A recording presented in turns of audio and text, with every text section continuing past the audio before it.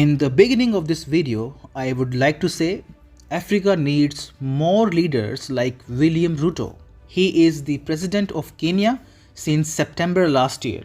And the best thing about him is he does not believe in pleasing the West. He openly favored purchasing oil from Russia because it was cheaper. He openly opposes UN peacekeeping missions in Africa because the world knows they are there for purely political reasons. And nowadays he is openly talking against dollar. In fact, the Kenyan government is abandoning the use of dollar in international trade. This has made US extremely worried.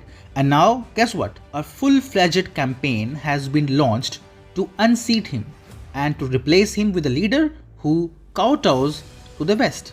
Hi and welcome, you're watching Outright. We tell you the right side of the story. Subscribe to our channel and press the bell icon for such outright videos. So, a recent announcement made by Kenyan leader William Ruto has sent shockwaves to US. Kenya has struck a deal with Saudi Arabia and UAE to purchase oil not in dollar but in Kenya's own currency, Kenyan shillings. As of now, Kenya has to pay $500 million every month to secure oil supplies. That regime will end soon. The problem for US here is that it sets a very bad precedent. Following Kenya, more and more nations will approach Saudis and UAE for a similar arrangement. And that is how the petrodollar will become defunct. And that is calamitous for US economy. The dollar is America's last surviving superpower. It gives Washington unrivaled economic and political muscle. It can slap sanctions on countries unilaterally, which frees that country out of large parts of the world economy. And Washington can spend freely, certain that its debt will be bought up by the rest of the world. So, the US is back to what it is best at, bullying nations. A cost of living crisis is being unleashed upon the country. Drug cartels are hoarding dollars en masse, creating a fake dollar shortage which drives inflation up. That is why, for those hoarding dollars, William Ruto recently issued a stern warning. For the people who work numbers, I am giving you free advice that those of you who are holding dollars, you surely might go into losses. You better do what you must do, because this market is going to be different in a couple of weeks. And US don't expect an African leader to say that. It is the land that they have exploited for years. US still engages in oil theft from Nigeria.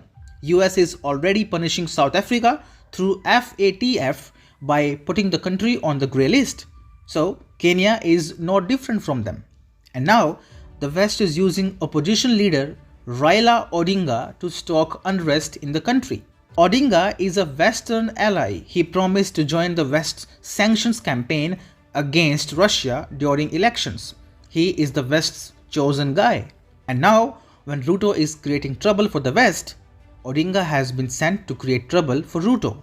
He is leading massive protests in the country. Some are even violent and thus illegal.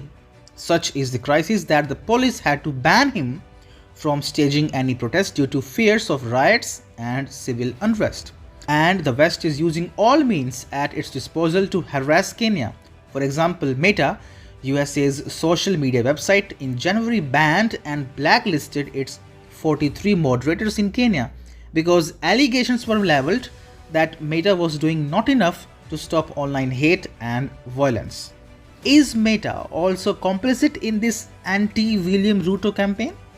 Well, it seems so. This happens when a true leader comes to the helm in Africa, and that's how US has been able to control Africa for this long.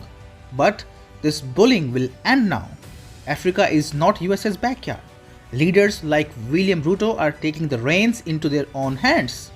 And with support from nations like Russia, China and India, Kenya will successfully brave this coup attempt by Washington.